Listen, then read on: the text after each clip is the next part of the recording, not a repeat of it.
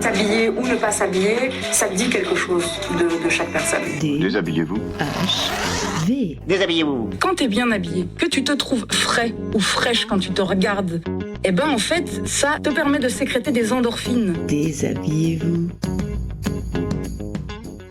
Salut, moi c'est Samia Boujard et tu t'apprêtes à écouter Déshabillez-vous avec Siré Kaba.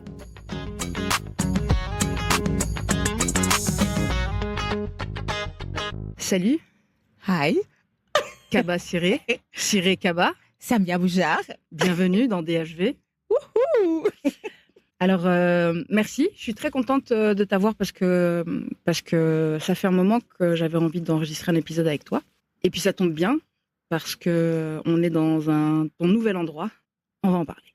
Bon, commençons par le commencement. Comme chaque épisode, je démarre en disant c'est les points cardinaux, j'appelle ça les points cardinaux. Les 4 choses que je connais, que je sais à ton sujet, Ok. et puis qui vont être peut-être les grands points, tu vois. On va venir retracer des choses avec ces grands points. Alors, la première chose, et non des moindres, tu es la créatrice de la marque Eratum Fashion, Oui. qui a combien d'années maintenant ? 8 ans. Tu as été l'organisatrice de 2 éditions de l'Afropolitan Festival. Tout à fait. Était-ce bien les 2 premières ? Non. Le festival afropolitain existait déjà depuis un certain moment. Et quand moi je l'ai repris, j'ai voulu donner un nouveau souffle au côté moi des designs, ce qui va te parler évidemment. Et donc là, j'avais créé un collectif informel que je vais appeler donc le New African Wave Now, pour mettre en avant ces designers afropolitains que j'estimais que dans le cadre d'un beau festival comme Afropolitan, en plus dans un bel écrin qu'est le Beaux-Arts, mais c'était pas suffisamment mis en valeur. On était encore un peu... oui, il n'y avait pas ce côté... marque. Et je voulais que les Belges se rendent compte qu'il y avait des marques afro. Afropéennes. Ouais, complètement. Pas juste des petits designers Exactement. qui font leur bricolage. Ouais. Alors, la troisième chose, c'est que, et non des moindres également, c'est que tu as habillé la princesse Delphine de Saxe-Cobourg, avant appelée Delphine Boel, lorsqu'elle est devenue membre officielle de la famille royale en 2020. 21. Oui, c'est vrai. C'est en 2020 qu'elle est en devenue... 2020, c'est vrai. Et puis, elle a participé. Bien. Voilà. Vous avez bien fait vos devoirs, Madame Boujard. Et alors, la dernière chose, c'est que qui vient chapeauter un petit peu tout ce que tu fais, et puis tout ton parcours jusqu'à aujourd'hui, c'est que tu es engagée socialement et politiquement. Oui. Comme je te le disais, je pense que le fait de voir nos têtes, Samia Boujard, styliste, avec un patronyme Samia Boujard, en soi, c'est déjà politique. Siré Kaba, qui se dit que la mode belge est assez monochrome et que du coup, elle a envie d'apporter un peu plus de diversité, c'est éminemment politique. Et bien, je crois aussi que c'est surtout, on en a un peu parlé en off, mais c'est le fait d'être des femmes, mamans, qui n'acceptent pas le statu quo des choses, parce qu'on a envie de faire bouger un peu, de secouer un peu le cocotier, quoi. Est-ce que c'est une question d'envie ou une question de besoin ? Je crois que c'est les deux. Il y a ce besoin parce que il y a effectivement qui tu es et que dans ta personnalité, je pense comme la mienne, c'est-à-dire que on a ce côté fort où on a envie de prendre notre place, de la réclamer même, je pense. Mais il y a aussi, je crois, en filigrane, cette envie d'aller vers l'autre, d'aller vers l'altérité en fait, parce qu'on se dit que c'est ça aussi, l'autre c'est nous en fait. Donc, besoin irrépressible, mais en même temps, une envie aussi. Puis moi, je sais pas pour toi, dans tout ça, il y a beaucoup la question de l'héritage en fait. C'est vrai que la question de l'héritage est quand même assez importante. Je l'avais évoqué dans l'épisode avec Lamine So qui est designer. Oui, j'ai pas encore écouté celui-là. Qui s'est installé il y a pas longtemps, qui s'est installé récemment à Bruxelles, qui opère un tournant dans la manière dont il crée, dont il design ses créations, ses collections, en tenant davantage compte de son héritage, culturel, de son héritage religieux. Et donc, il y a vraiment une vraie réflexion derrière. Et donc, c'est vrai que tu as probablement raison qu'on a cette notion d'héritage qui nous accompagne. Après, on l'utilise à notre manière, on la transforme, à mon avis, à notre manière. Mais alors, donc, il y a l'envie et le besoin qui stimulent tout ce que tu fais. Parce que Eratum Fashion, c'est l'envie et le besoin. Mm-hmm. Le festival que tu as voulu modifier, auquel tu as voulu donner un nouveau souffle, c'était aussi l'envie et puis, selon toi, un besoin. Mais c'est pas pour rien que ma marque s'appelle Eratum. Je crois que depuis toujours, j'ai eu cette envie d'apporter des correctifs quand je constatais qu'il y a quelque chose qui n'allait pas. Mais vraiment, allez, c'est intéressant d'avoir ce genre de discussion parce que du coup, tu réfléchis, tu vois, à ton moteur. Ça te renvoie un peu à ta petite enfance et comment tu étais aussi dans ta fratrie, tu vois, en dehors de ta fratrie, avec tes amis, etc. Et de tout temps, aussi loin que je me souvienne, je crois que les injustices m'ont toujours révoltée, tu vois. Mais tu sais, après, ça peut rester où tu dénonces, tu peux militer différemment. Et moi, j'ai toujours eu envie de faire des choses pour apporter ce correctif, tu vois, mais de manière plus, je dirais, de façon un peu de tourner, de façon joyeuse.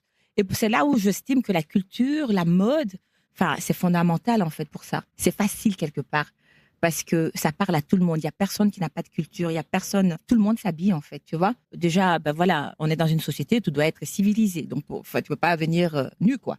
Tu dois t'habiller. Donc, tu as ce rapport déjà pour te civiliser quelque part. Donc, tu t'habilles parce que c'est une obligation légale. Tu peux pas venir nu. Donc, tu as déjà ce rapport entre toi et puis la société.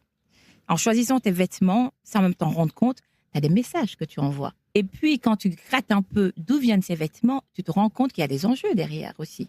Les codes, des enjeux qui sont transmis par les codes que tu adaptes ou non, que tu... Exactement, tu vois, et même de façon inconsciente, quoi. Finalement... Pour moi, du coup, la mode... C'était vraiment quelque part le moyen le plus facile d'essayer d'apporter ce correctif, en fait, tu vois. Mais tu avais déjà commencé avant, parce que si je me trompe pas, tu as eu une première vie civile un peu dépourvue de création et d'art. Tu as été assistante sociale. Chargée de com. Je suis toujours à mi-temps chargée de com au CPS de Molenbeek-Saint-Jean. Ah, ok. Donc il y avait quand même... Ouais. Et c'est vrai que c'est hyper important pour moi, ces enjeux aussi, tu vois, ces enjeux sociétaux. Tu sais, je crois que c'était Kennedy qui disait qu'est-ce que tu peux apporter en fait à ton pays. C'est vrai parce qu'on est là, on dit oui, dans un de ses discours avant qu'il soit élu. Oui. Moi, je suis persuadée vraiment qu'on a tous quelque chose à apporter. Ne vous demandez pas ce que votre pays peut faire pour vous, mais plutôt ce que vous pouvez faire pour votre pays. Exactement. Tu vois, pays de façon très large parce que ça peut être à l'échelle locale, tu sais, bien sûr. Mais microscope, vraiment. Mais je pense qu'on a tous une action, mais vraiment, qui peut faire une différence. Déjà, tu vois. Oui, dans ta famille, dans ton quartier, avec tes voisins, dans ta commune. Enfin, tu vois. D'essayer de changer le monde, essayons déjà de faire en sorte que dans notre environnement proche. Et je trouve aussi que des fois, tu sais, on se trouve des excuses en disant que, tu sais, c'est dur, tout est foutu d'avance, etc. Tu vois, les discours pessimistes, moi, ça me mine, en fait, tu vois. Je trouve que c'est une façon de nous garder la tête dans le sable et que du coup, on ne fait rien, on accepte le statu quo. Faire l'autruche, quoi. Oui, exactement. Alors que pour moi, en fait, bouger, savoir que des choses positives se font, c'est comme ça que tu peux effectivement amener une vraie révolution. Et tu peux amener même des petits changements à une échelle petits changements, quoi. Alors, est-ce que tu te souviens de la première fois où on s'est rencontrés? D'où est-ce qu'on se connaît? Mais alors, est-ce qu'on ne s'était pas entrevus lors des Brussels Fashion Days? Lors de mon premier défilé, tu es venu après dans les coulisses me féliciter. Je crois qu'on ne se connaissait pas. C'était où? C'était pas sur le site de Tour et Taxi? No idea. J'ai creusé. Je crois que c'était ma vieille là. mémoire. Évidemment, la Belgique, c'est petit. Quand tu es dans le milieu dans lequel on est, c'est encore plus petit. Avec nos têtes, c'est encore mieux. Avec nos têtes. C'est encore plus petit, tu vois. Je crois que c'était le premier contact de visu. Mais on s'était via les réseaux. Et là, on s'était parlé. Je crois que c'est vraiment là qu'on s'était parlé. C'est possible. Tu étais avec ton ex-associé, Sydney. Ah oui, c'est possible, ouais. Et à l'époque, tu travaillais avec Cécile quand elle opérait à la météo. Ouais. Ça remonte, quoi. Ouais. Ça remonte à un certain nombre d'années. Oui, c'est ça. Ouais. Je crois que c'était là la première fois qu'on s'est vus. Ok. Donc, au début, finalement, à peu près de notre parcours créatif et entrepreneurial. Parce que on a quand même plusieurs cordes à nos arcs. Ouais. C'est que... Cordes solides. J'espère.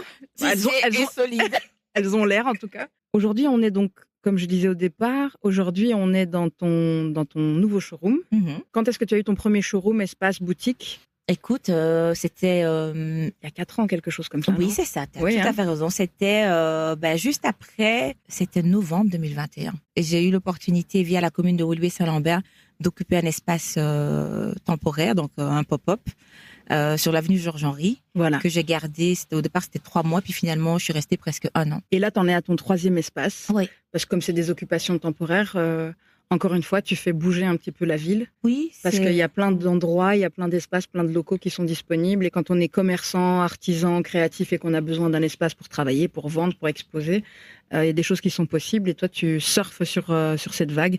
Cet endroit est super beau. Donc, c'est une boutique dans laquelle tu vends tes créations, Eratum Fashion, mais pas que. Pas que, parce qu'au départ, quand j'ai eu l'opportunité d'occuper le pop-up sur l'avenue Georges-Henri, ce que je voulais, comme je le faisais en mode pop-up plutôt de 4 jours avec le festival afropolitain, je voulais créer un vrai concept store afropolitain. Ok, donc ça, c'est là qu'a vraiment démarré alors ton aventure entrepreneuriale. Oui, ça avait déjà commencé, mais uniquement en étant focalisé sur ma marque. Ouais. Mais moi, j'adore l'altérité, en fait. J'adore cet échange. Je me dis, mais tu sais, par rapport à ce projet que je porte, à ces valeurs que je porte, je me suis dit, mais il faut qu'on soit plusieurs. Il faut que je puisse exposer d'autres créateurs, que je puisse faire connaître d'autres créateurs. C'est quelque chose qui m'a toujours porté dans le sens où le vêtement, c'est assez fort, mais les gens ne consomment pas que du vêtement. J'ai dit, mais justement, comme mon envie, c'est de créer ce pont entre la Belgique et une partie de l'Afrique, plutôt l'Afrique de l'Ouest, parce que c'est de là dont je suis originaire et je connais le mieux, c'est prendre les gens un peu par la main et les amener et leur donner un peu ce qu'ils aiment, quoi. Donc, ça peut être un accessoire, ça peut être une crème, ça peut être un chocolat, tu vois. Mais le point commun entre tous ces créatifs, c'est-à-dire, c'est leur identité ou leur envie de partager un peu de qui ils sont. Et si cette identité a un trait d'union avec l'Afrique, encore mieux, quoi. Ok, donc ça, c'est une manière de dire qu'il fallait pas forcément venir d'Afrique ou être originaire d'Afrique pour avoir un produit distribué dans ta boutique. Pas nécessairement, mais avoir en tout cas quelque chose qui nous lie. Je pense à une des personnes avec lesquelles tu travailles depuis des années maintenant, qui n'est pas africaine, du tout, mais qui qu'on peut citer d'ailleurs. Noémie Autois de Toisca Textile, qui est spécialisée dans les tissages, donc elle dans la création, design textile. Ouais. Et qui a travaillé avec toi justement dans le tissage, avec le raffia, voilà. Et donc ce sera intéressant de revenir là-dessus après parce que justement Noémie travaille des matériaux qui ne sont pas des matériaux, bon entre autres, mais il y a une question que j'aimerais bien aborder avec toi parce qu'elle me taraude et que j'ai que très peu d'informations autour de ça, c'est l'appropriation culturelle. Mais ça on y reviendra après. Donc on revient à le départ du pop-up store de Eratum Fashion. Mm-hmm. Et donc là, tu arrives et tu fais ta sélection. Tu te dis, je veux des gens qui font des choses qui sont en lien, qui y a un trait d'union entre eux et l'Afrique, ou eux et l'histoire, la culture, ou l'artisanat africain. Oui, exactement. Parce que, voilà, on dit toujours, ouais, Bruxelles. Et c'est vrai. Bruxelles, c'est une capitale multiculturelle, même la deuxième capitale multiculturelle après Dubaï. On a plus de 80 nationalités, etc. Et ça, j'ai toujours dit, oui, tu vois, mais en fait, est-ce que toutes ces multiculturalités se retrouvent ensemble? Est-ce que c'est pas communauté là, et moi, ce que j'avais envie, c'est de créer une vinaigrette, en fait, de fouetter. Mélanger les gens. Et de mélanger les gens. Et donc, après... ça, c'est ton côté vraiment belge. Ouais. Le melting pot. Mais oui, mais après, tu pars aussi de ce que tu connais, tu vois. Et ce que je connais, c'est cette culture afropolitaine. Et je pense que c'est là où qu'est mon expertise. Et c'est là où je fais une différence. Et j'estime toujours qu'il n'y a pas assez d'espace comme ça. Où on se mélange. Où on se mélange, où on se rencontre, où on échange. Et culturellement. Où on repart avec un petit quelque chose en plus, quoi. Et moi, c'est ce que j'ai envie de créer et c'est ce à quoi je m'attelle, en fait. Qu'est-ce que tu portes aujourd'hui? Alors, je porte une jupe d'une marque, malheureusement, qui a fait faillite, mais que je distribue dans ma boutique. C'est une marque qui est designée en Italie et produite en Tanzanie. Okay. La Tanzanie, qui est mon pays de cœur, j'adore. J'ai vécu 3 ans. Pour moi, c'est le plus beau pays au monde. Et donc, c'est une jupe, en fait, d'inspiration Maasai. Donc, une jupe portefeuille d'inspiration Maasai. Et avec, je porte un body noir, parce que ça aussi, j'adore ça, en fait. C'est mixer toutes ces identités-là. Et je porte un super collier qui m'est très cher, qui est fait par une amie qui est créatrice de bijoux, mais qui ne le fait plus. Je suis triste. J'en profite pour lui dire que le monde a besoin de son talent, de sa créativité. Voilà, et je porte un collier qui met en avant la diversité aussi, quoi, en représentant un peu tous les symboles de toutes les religions, plus ou moins, qu'on connaît. Comment est-ce que tu qualifierais ton style? Ça, c'est une bonne question. Ça, c'est une super question. J'ai du mal à définir mon style.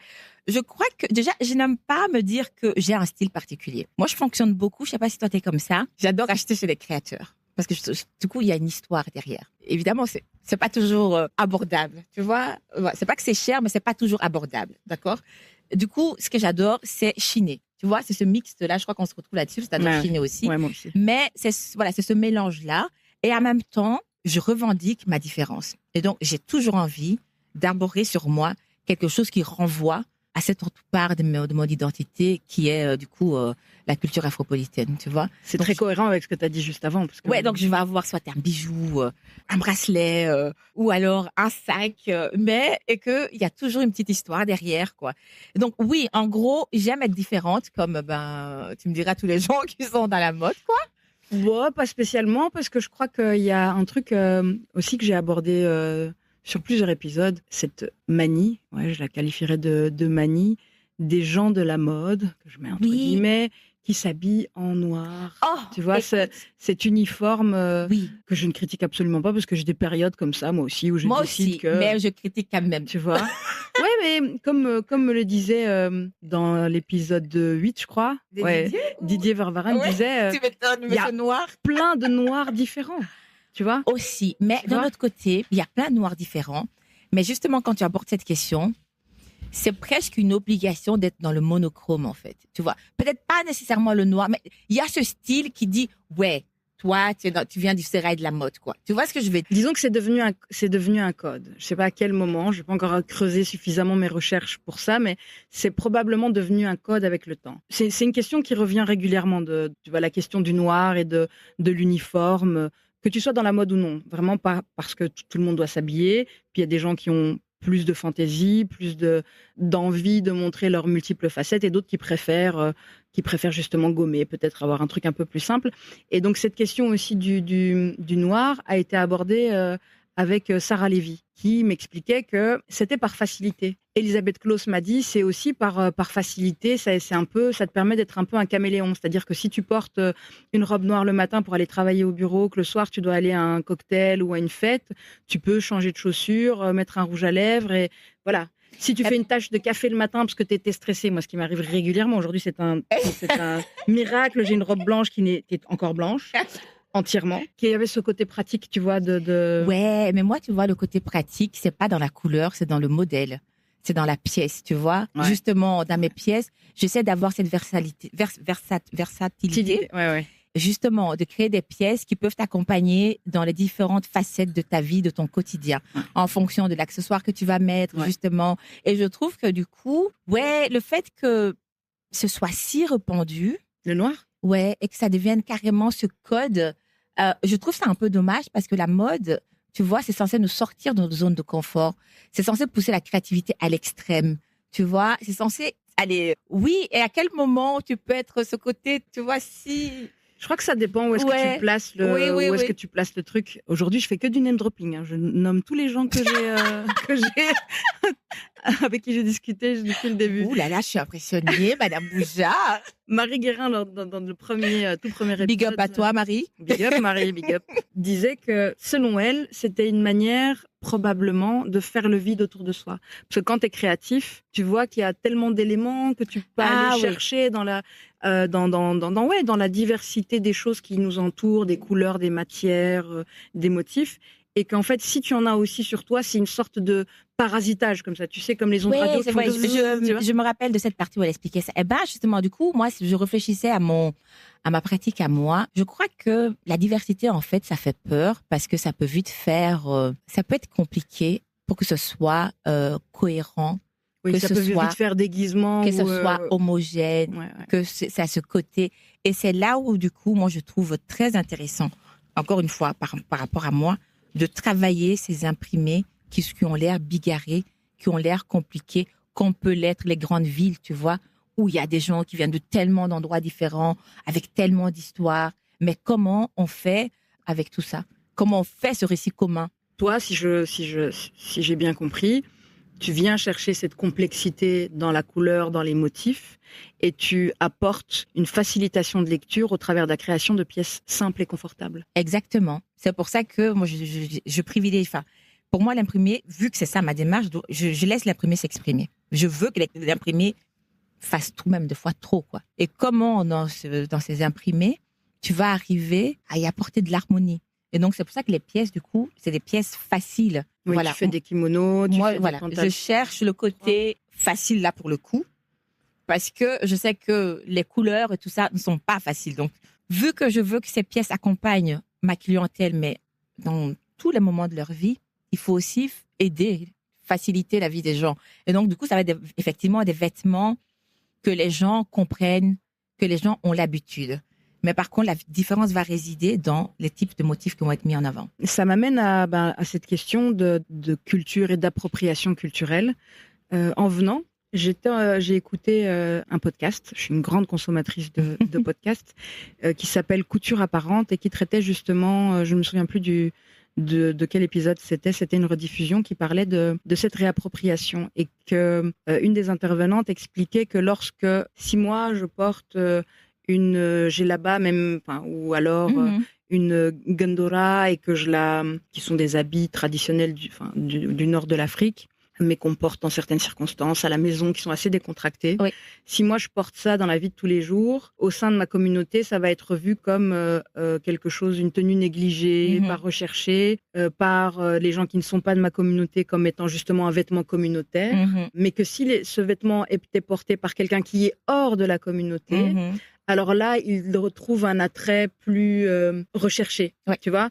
Alors, je vais pas jusqu'à l'exotisme, tu vois, mais c'est ce qu'elle expliquait, qu'il va être mieux accepté si il est porté par une femme qui n'est pas issue de cette culture. Et donc, ça amène à cette fameuse question de l'appropriation culturelle, qui pour moi est pour le moment un mystère, parce que je me dis, on vit dans un monde globalisé, qui se globalise de plus en plus.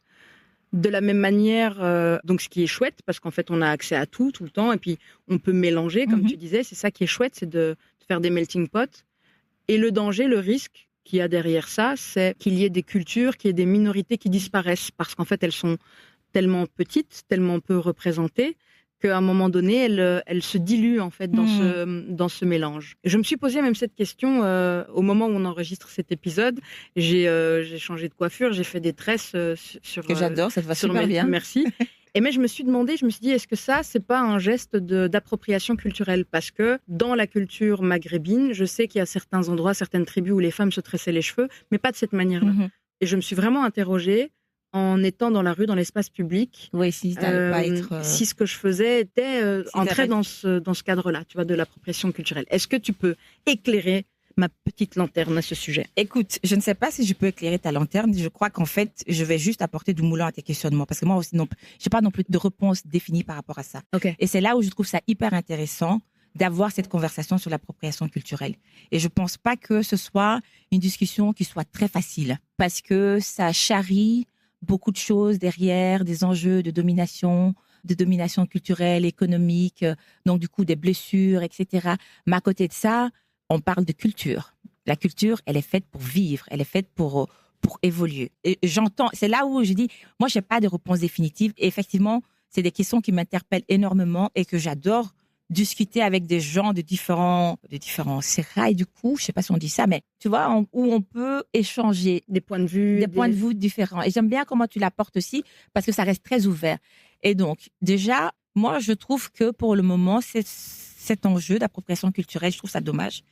Sur les réseaux, en tout cas, elle a tendance à se limiter à on peut, on ne peut pas. Oui, bien sûr, parce qu'on est dans cette espèce tu vois, de simplification à l'extrême. De binarité, c'est soit... Oui, à l'outrance, quoi, tu vois. Oui. Déjà, ça, c'est mon... Il faut de la nuance. Il faut énormément de nuances. Et la nuance amène aussi de la complexité, tu vois. Et je trouve que c'est ça aussi qui nous manque, en fait. C'est-à-dire que on refuse que c'est pas tout noir ou tout blanc. Quand je fais, notamment par rapport à mes pop-up et le festival Afropolitain, pourquoi est-ce que je voulais aussi collaborer avec des créatifs de tous bords, avec ce lien, ce fil rouge qui est donc l'Afrique, l'afropolitanisme. C'était pour montrer à quel point on est complexe, même entre nous, en fait. Et donc, ce que moi, Siré Kaba, bruxelloise, d'origine guinéenne, ayant grandi entre la Tanzanie, le Ghana, pense de l'appropriation culturelle, c'est pas ce que Lamine, qui a un autre parcours de vie, va nécessairement penser. Ouais. Et les deux sont valables, en fait. Ouais. Parce que ça dépend beaucoup, en fait, d'où tu viens. Tu vois ce que je veux dire? De ton parcours. De ton parcours, de qui tu rencontres. Après, et de ce que tu as envie de transmettre aussi. Après, il reste quand même la question du crédit. On est d'accord. Pourquoi est-ce que moi j'ai franchi le cap de mettre cette coiffure sur ma tête et de la garder, parce qu'en fait, pour moi, je sais que ce n'est pas une esthétique qui est de mon pays d'origine, mais c'est une esthétique à laquelle j'ai été confrontée, enfin que j'ai apprise, parce que je n'ai pas été confrontée, mais dont j'ai pris connaissance et que j'ai apprise en Belgique, à Bruxelles, donc là où je vis, là où j'ai grandi.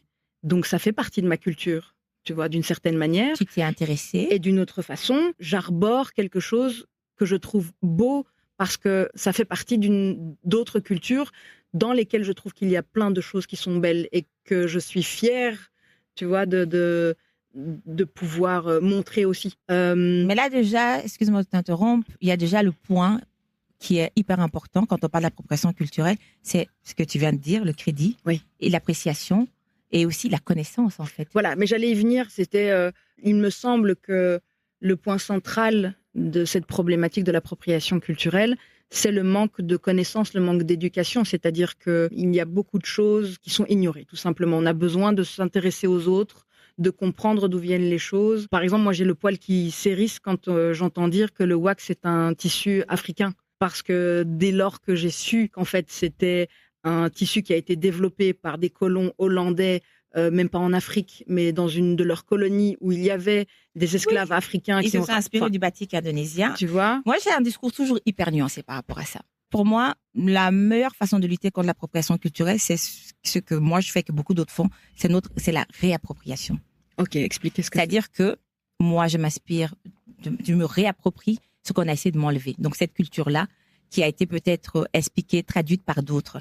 Donc, moi, j'ai décidé, mais vraiment de façon très consciente, d'utiliser le wax. Connaissant, et j'ai appris aussi, au cours de mon cheminement, de mon aventure, toutes les histoires, en fait, toutes les couches, toutes les strates qu'il y a autour du wax. Mais pourquoi est-ce que je l'utilise quand même ? Parce que, pour moi, il ne faut pas jeter le bébé avec l'eau du bain, en fait. Certes, ça vient des colons à la base, mais purée, quoi.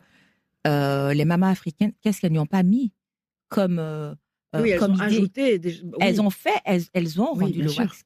Ce qu'il est aujourd'hui. Oui, ça, on est d'accord. Et c'est quand je parlais d'enjeu vraiment, c'est-à-dire, ce qu'il faut, en fait, plutôt que de rejeter ça, il faut se le réapproprier, mais complètement, en fait. C'est-à-dire qu'il faut qu'il y ait des usines. Il y avait des usines en Afrique qui produisaient du wax. La plupart ont fermé, etc. Sachant que les gens consomment ça. Pourquoi ils consomment ? Les gens, ils cherchent la facilité. Parce que c'est un tissu de cotonnade dans les chaleurs africaines. C'est facile, en fait. Tu vois, ça te maintient. Allez, oui, ça maintient la température respire, du corps, etc. Et tout. Il y a une facilité, en fait. Et toi, donc, comment est-ce que tu te le réappropries objectivement par rapport à dans tes créations, par exemple, dans tes Donc créations, déjà, moi, j'essaye de travailler avec des fournisseurs. J'essaie de retracer autant que je peux qui sont mes fournisseurs de tissus. Okay. De remonter vraiment à la source. Ça m'a pris du temps. Et j'ai pu trouver un fournisseur, par exemple, qui produit au Nigeria. Leur usine se trouve là-bas. Ils font travailler des Nigérians. Et en plus de cela, je trouve du coup, c'est ça aussi qui fait que j'arrive à me démarquer. Les imprimés que je propose sont complètement différents. Donc, c'est pas les mêmes qu'on trouve qui sont fabriqués en Hollande. Oui, voilà. Et c'est un parti pris assumé de ma part. Vlisco n'a pas besoin de moi. Non. Ils ont, suffisant. Par contre, mon fournisseur, en plus, c'est ça aussi, maintenant qui a fait faillite aussi. Parce qu'il y a une concurrence rude avec les contrefaçons chinoises, etc. Donc, ils ont dû mettre la clé sous le paillasson, quoi. Qui ça ? Mon fournisseur. Okay. Oui, au Nigeria. Et c'est des conséquences aussi, parce que c'est-à-dire qu'il y a des créatifs, beaucoup ont rejeté ce wax. Moi, je pose une question qui peut être, j'en sais rien comment les gens vont le percevoir, mais de nos jours, qu'est-ce qu'on peut dire qui est 100% de tel endroit, en fait ? Sachant que, comme tu dis, c'est tellement ouvert, tellement globalisé, etc. Par contre, évidemment, quand ma clientèle vient, on parle de cette histoire de wax. Je leur montre d'autres tissus qui ne sont pas du wax. Et en même temps, elles sont des fois comme toi, est-ce que je peux ? Mais oui, en fait. Pourquoi ? Parce que tu achètes ça chez une créatrice dont c'est l'histoire qui a décidé de militer à travers ces tissus-là, d'apporter plus de diversité. Tu deviens mon allié dans cette histoire que j'ai envie de raconter. Mais d'ambassadrice. Attention, en arborant ça, c'est là où je dis c'est très complexe. Quelque part, tu deviens mon allié. Et qui dit mon allié, c'est à tous les niveaux. Donc, tu portes ça. Je suis désolée, toi, tu vas pas non plus commencer à faire de la discrimination à d'autres ou alors être témoin et puis cacher les yeux. Non, en fait, non. Tu peux pas te dire que je le prends juste de la manière que ça m'intéresse. Le reste, là, bon, allez, on met ça sous le paillasson. Non, Tu Et vois? comment tu peux t'assurer que ta cliente, elle aime juste l'exotisme d'une pièce qui est colorée, mais dont la forme lui convient parce que c'est une forme connue et que justement elle entend, soit par tes propos, soit au travers même de son expérience d'achat, qu'elle entend ça, tu vois, qu'elle entend cette démarche derrière, que ça se limite pas uniquement à enfiler une robe. J'essaie de communiquer là-dessus et c'est là où les podcasts aussi sont hyper intéressants. D'ailleurs, merci pour l'invitation. C'est hyper important parce qu'effectivement, en tant que créateur, créatrice indépendant, on ne crée pas juste comme ça. En tout cas, pour moi, il y a plein d'histoires et le fait d'avoir des plateformes pour raconter ça. Et puis, tout simplement, quand je reçois mes clientes, en général, ça prend du temps parce que les gens viennent avec des a priori, avec des peurs et on discute énormément. On échange. Elles sentent de la bienveillance en moi parce que je crois que c'est ça aussi qui me caractérise. J'adore ce que je fais et je trouve que pour faire passer ces messages qui ne sont pas toujours des messages faciles, il faut aussi pouvoir entendre la peur de l'autre, pouvoir entendre l'incompréhension de l'autre, pouvoir prendre le temps. Et c'est pour ça aussi que j'ai décidé de shifter de boutique à showroom, en fait. Pour pouvoir vraiment avoir cette expérience, ce temps, parce que je me suis rendu compte que c'est nécessaire, en fait. Et honnêtement, quand je vois, après, je connais pas toutes mes clientes, et heureusement, ça veut dire que j'en ai très peu, du coup, sinon, tu vois. C'est pas le but. Mais honnêtement, quand je vois le profil de mes clientes, je pense que je remplis en partie ma mission. Après, les gens, voilà. Ouais. C'est des personnes très bienveillantes, très ouvertes, qui ont envie.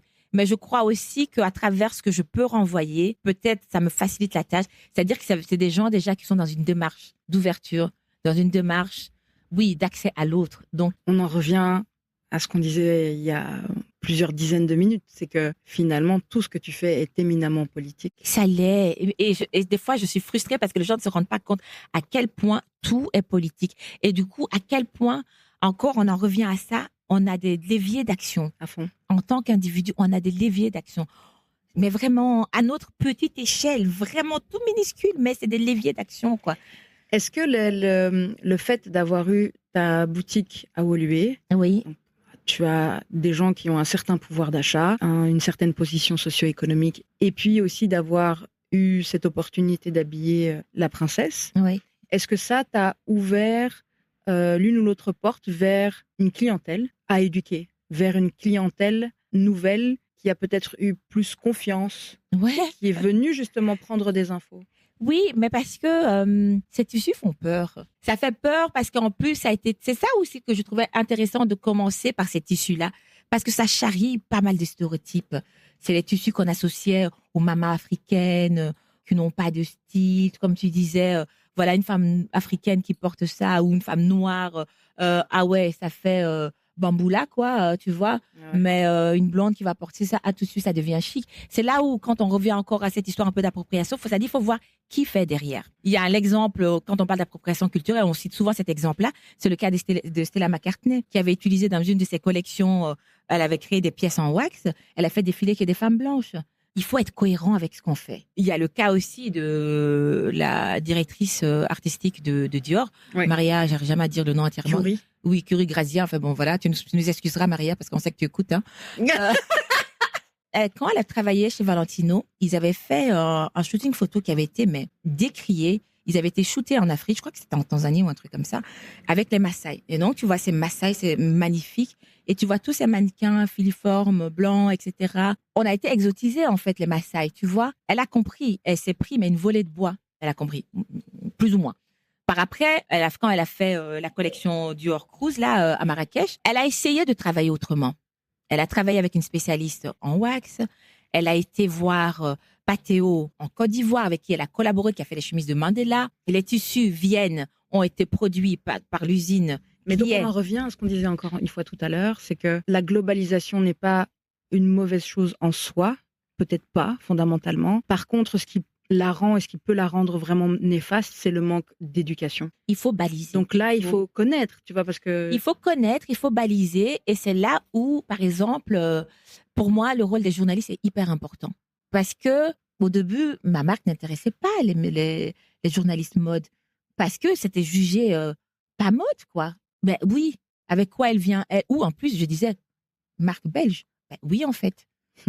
Et c'est pour ça que je me suis toujours... pour moi, c'était primordial d'être dans des espaces mode qui n'ont pas l'habitude de voir ça. Et c'est là où on en revient un peu à ma critique par rapport aux Noirs qui est considérée d'office comme mode. Tu vois ce que je veux dire? Pourquoi, en fait? Tu vois? Quelle est la démarche derrière? Et pour en revenir à la princesse Delphine, parce que c'était ça ta question, elle, en portant ça, un 21 juillet, Oui. dans le contexte belge. Alors, il faut rappeler que elle a été intégrée officiellement à la famille royale en 2020, le 21 juillet 2021, lors du défilé national qui a lieu chaque année devant le Palais Royal. Elle était dans la tribune royale avec sa famille et elle portait une robe portefeuille en wax. Une robe école officielle, mais oui, de la tête aux pieds. De la tête aux pieds. Pour moi, c'était un acte, un acte purement politique. Tu vois, je veux dire, si elle avait levé le poing en l'air, ça aurait été le même effet.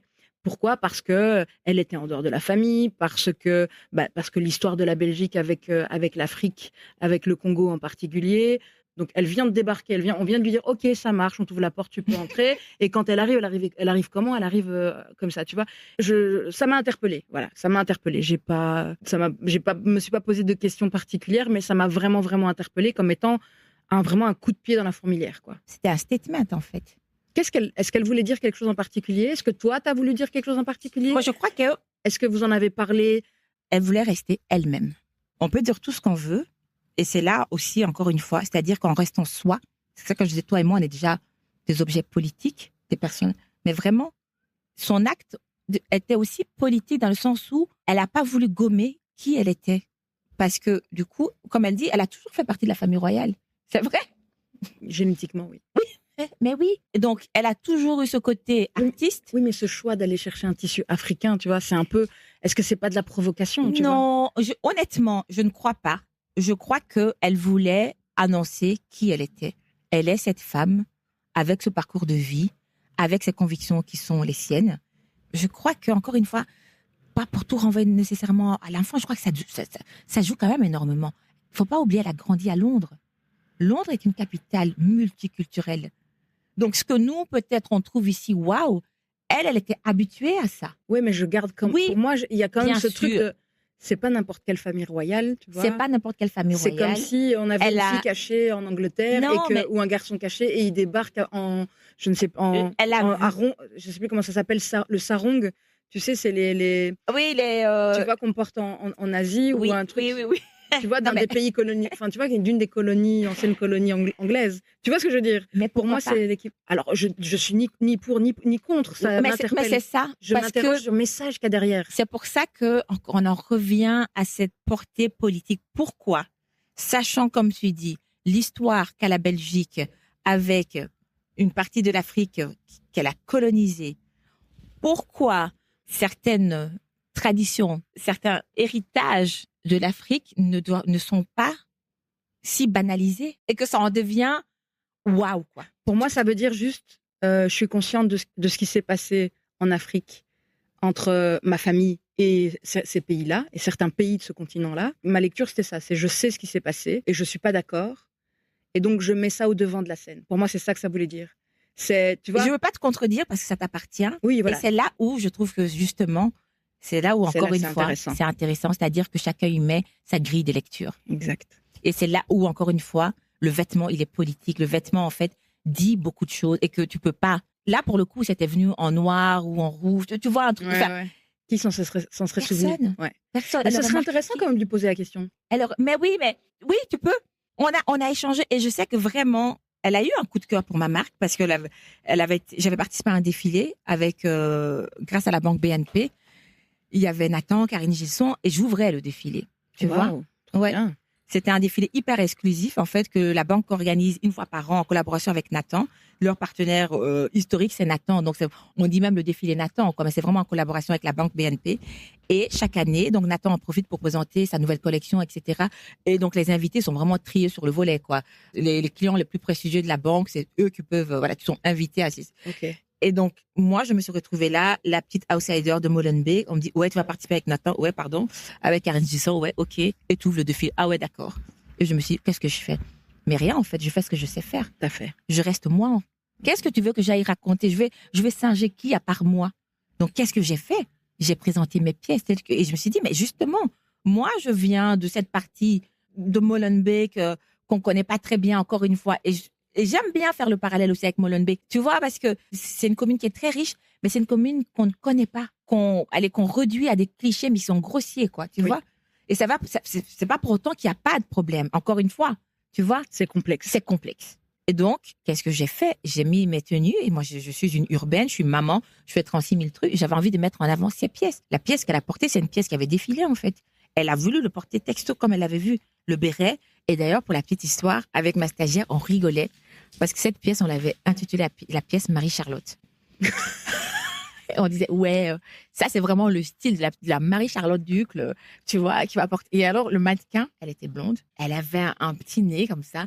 Et alors, j'avais mis avec une petite voilette et des petits gants. Donc, ça fait un côté rétro, mais très moderne. Et on adorait. Et je me vraiment avec Elisabeth, on pouffait de rire chaque fois qu'on disait, donc ça, c'est le look, mais des Marie-Charlotte, quoi. Tu vois? Très bien. Mais oui, mais vraiment. Et donc, je crois que vraiment qu'elle a eu un coup de cœur. Et puis, elle m'a poser des questions par rapport à l'histoire, le travail avec mes ateliers sociaux, etc. Donc encore une fois, c'est pas aussi simple qu'on peut l'imaginer ou que moi je l'ai imaginé, parce que on le voit juste dans le cadre de, elle est assise sur la tribune, c'est le 21 juillet.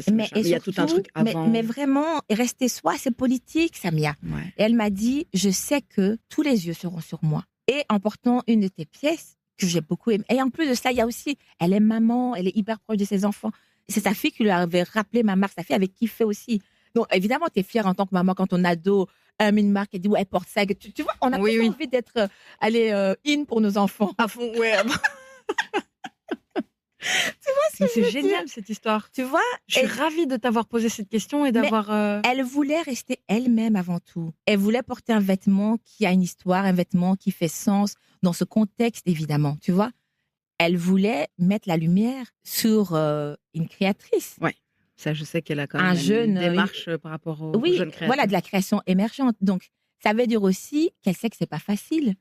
Elle est artiste, tu vois. Elle crève. Donc, ce que moi, elle a fait, ça a changé l'histoire de ma marque, en fait, mais complètement. Et en plus de cela, elle est venue valider ce pourquoi je me suis toujours battue. Ça, c'est une marque belge. C'est peut-être pas la marque belge à laquelle vous êtes habitués, mais c'est belge, en fait. Parce que l'histoire de la Belgique, c'est pas une histoire juste uniforme. Et l'histoire de la Belgique, c'est ça aussi. Elle est complexe. Elle est complexe. On en revient sur l'adjectif du sujet ou des sujets qu'on a abordés aujourd'hui, c'est complexe, c'est complexité. Oui, oui. Et puis c'est beau aussi, parce que les gens, ils ont peur. C'est beau la complexité. C'est pour ça, moi, je dis la diversité, c'est dur, mais c'est beau. Et les gens ont peur. Pourquoi? Parce que comment arriver à faire que, comme ça, mais on veut pas que tout soit comme ça. Oui, c'est vrai que quand c'est lisse, c'est plus facile, tu vois. Mais oui. C'est plus simple, c'est plus facile. Mais c'est ennuyeux aussi. Un petit peu ennuyeux.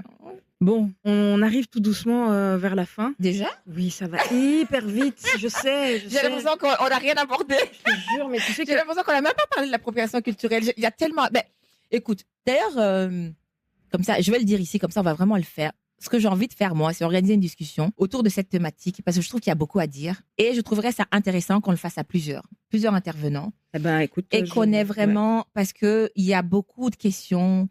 Et je pense qu'en tant que professionnel des industries culturelles créatives, c'est notre responsabilité aussi. Alors c'est parti, on fait ça. Voilà. On programme un épisode avec plusieurs intervenants sur cette thématique particulière. Ouais. Et c'est très, très intéressant. Tu le connais certainement, c'est Pierre-Antoine Vetterolo. Et lui, il fait tout un travail sur la décolonisation au niveau de la mode. Et tu as Kenza Taleb Van de Put, de la marque Casbah Cosmic aussi. Elle, je la connais, oui. Qui travaille beaucoup aussi sur la question de la décolonisation.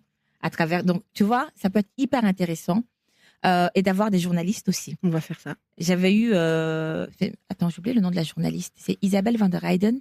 On avait fait tout un papier dans l'officiel et elle avait été extraordinaire et elle m'a donné la parole. Donc, ça se traduit par 2 pages où on a, et encore, ce n'est qu'une partie parce que je parle aussi de la production, c'est-à-dire, et c'est là où je dis que c'est toujours compliqué. C'est-à-dire que pour qu'on puisse continuer à raconter nos histoires, il faut que nos marques soient viables commercialement. Ouais. Pour cela, il faut que les pièces puissent être consommées. Il faut que notre clientèle s'élargisse.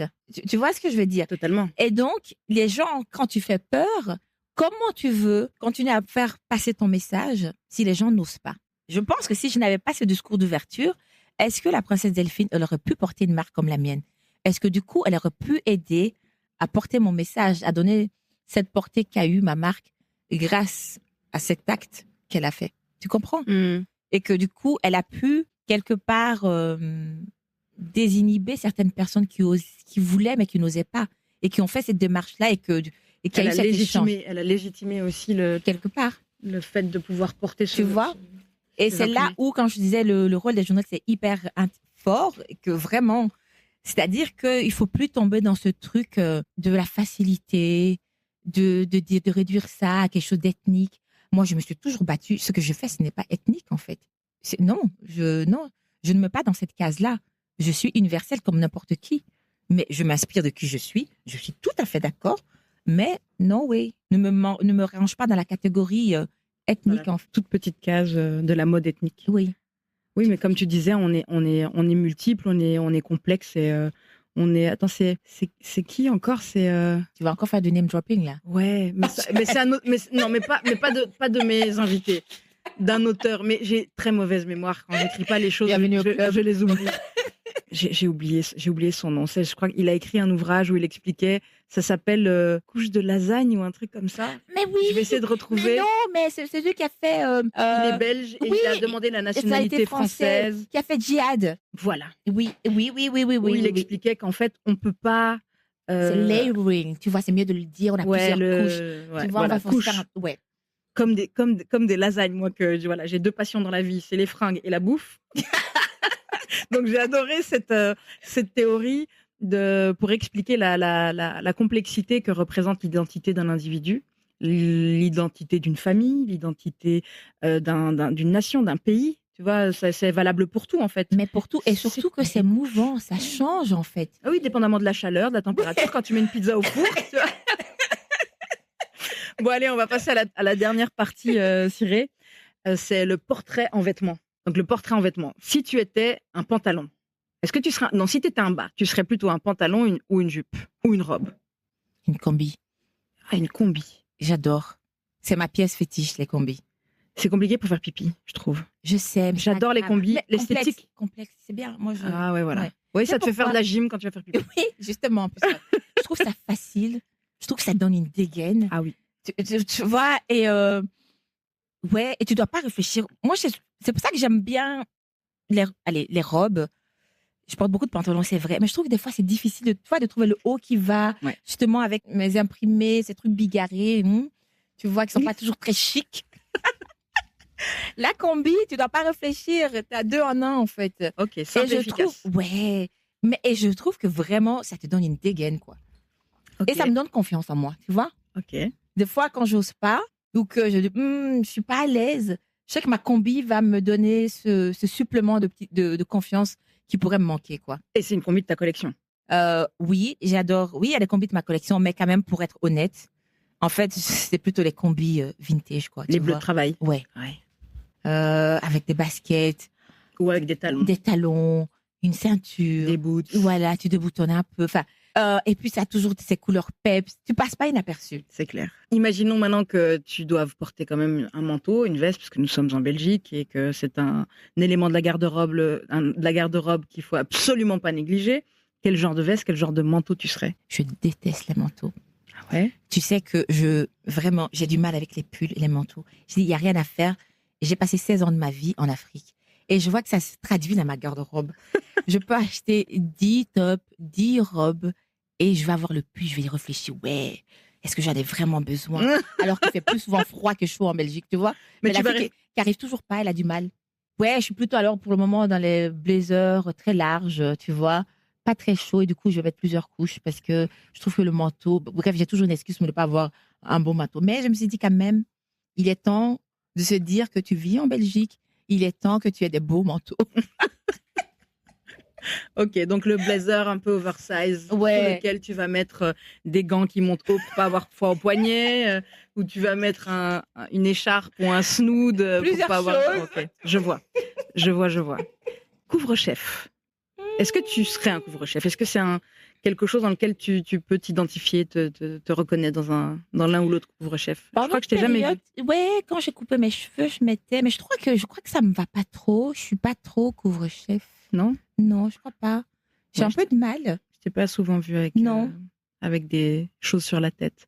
Et en chaussures, quelle est la chaussure qui te représente le mieux? Que tu pourrais porter, si c'était possible, été comme hiver, pour aller au resto comme pour aller faire une balade? Je crois que je suis bien dans les baskets, quoi. Ouais. Ouais.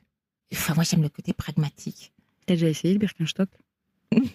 C'est drôle, je dis ça tout doucement. Je trouve ça trop moche. Oh, c'est tellement confortable. Non, mais je trouve ça... Je sais que ça, maintenant, c'est lettres de noblesse, etc. Mais je trouve ça trop moche. Je les ai portés avant que ça ne soit mainstream. Tu vois, où on se moquait des gens qui les portaient avec des chaussettes. Ces gens dont je faisais partie. Tu faisais partie de ces gens. Tu faisais partie, ouais, c'est ça. Oui, absolument. D'accord, de ces individus-là. Mais précurseur, regarde, aujourd'hui, tout le monde fait ça. Écoute, tu vois. Bon, ce petit portrait, je sais pas, tu sais ce que je vais faire avec ça. Oui. T'as pas l'air ravi. Écoute, c'est une des parties qui m'amuse le plus dans le podcast. Dans DHV, c'est vraiment le portrait et le petit machin que je fais articuler. C'est parce que je m'amuse, c'est pas du tout... C'est n'importe quel responsable de com. Même moi, je lis accessoires, parce que j'adore les accessoires. Ouais, je te blinderai d'accessoires. Tu mets... C'est vrai que un truc vraiment très représentatif de ton style, de manière générale, c'est l'accessoire. Ouais, c'est j'adore. que tu aimes... T'es pas minimaliste au niveau des accessoires. T'es pas du genre à porter des petits machins discrets. Tu sais que je m'interroge toujours sur l'utilité des petites choses discrètes. Pour moi, mais vraiment, là, c'est... Je m'interroge sur l'utilité des petites choses discrètes. J'adore cette formule. Je crois que c'est un sapeur, j'ai oublié son nom assez connu, ou alors c'est une légende où les sapeurs ils disent mais tu es venu au monde pour être vu. Tu comprends? Donc pourquoi mettre des petites choses discrètes? Pourquoi tu veux te cacher? C'est pas mal. C'est pas mal. Donc voilà, j'essaie d'être visible. Ouais. Donc et des lunettes aussi. Tes lunettes sont toujours très grandes. Ouais. Avec des cadres colorés. Ouais, ça j'adore. Ouais. En même temps, je suis myope comme une taupe. Et les lunettes, c'est pas toujours évident. C'est vrai que je prends beaucoup de... Enfin, mes lunettes, elles sont pas choisies au hasard, quoi. Je prends beaucoup de sons à les choisir. Ouais, ça j'adore. Ouais, c'est vrai. Ok. Donc voilà, donc du coup... je te mettrai un max d'accessoires. Je te Ok. ferai un max d'accessoires. Bon alors, on arrive sur la question ultime. Ciré Kaba. Quel est... Si tu devais refaire dans le dictionnaire la définition du vêtement, quelle serait ta définition du vêtement? Quelle serait la définition du vêtement? Alors là, pour le coup, je pense à tellement de choses. Alors, j'essaie d'être spirituelle, du coup, ça fonctionne pas. Comme on a dit en off, lâcher prise. Lâcher prise. Non, mais parce qu'il y a plusieurs éléments qui... ça vient pas de moi, parce qu'on a souvent dit que le vêtement était politique. J'ai oublié son nom. Toi et moi, on rigolait tout à l'heure en disant qu'on a du mal avec les noms. Et il y a cet historien qui a sorti un livre sur l'appropriation culturelle.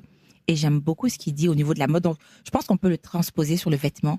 Il dit qu'en fait, oui, le fait de dire que c'est politique, tout le monde le dit, même des gens qu'on sait qu'ils n'en ont rien à piquer de la... Tu vois, de ce que nous, on entend par politique, le disent aussi parce que ça fait bien.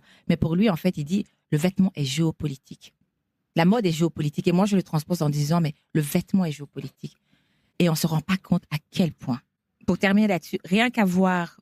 Alors que je déteste le sport, j'ai rien regardé, j'ai juste lu les trucs. Enfin, les JO, c'était une démonstration du savoir-faire, de la culture française à travers ces maisons, etc. Les marques françaises ont été vraiment mises en avant. Mais là où les guerres ont du mal, la politique le fait. C'est là où il faut que les gens se rendent compte. Et que je dis, justement, en tant que personne issue de la diaspora, encore plus, c'est-à-dire on a vraiment des leviers d'action en racontant nos histoires, en prenant part, en créant des choses, en diversifiant nos histoires et en créant le monde tel qu'on veut aussi qu'il le soit. Et c'est pour ça que, du coup, il faut que nos vêtements traduisent cela. Donc oui, le vêtement, il est géopolitique. Merci. Merci, Kaba. Merci, Ciré. Merci, Ciré Kaba. Je promets que je suis pas toujours aussi sérieuse. Ouais, on a été vachement sérieuse, ouais. C'est vrai, on a été vachement sérieuse. J'espère que cet épisode avec Ciré t'a plu et que t'as appris des trucs.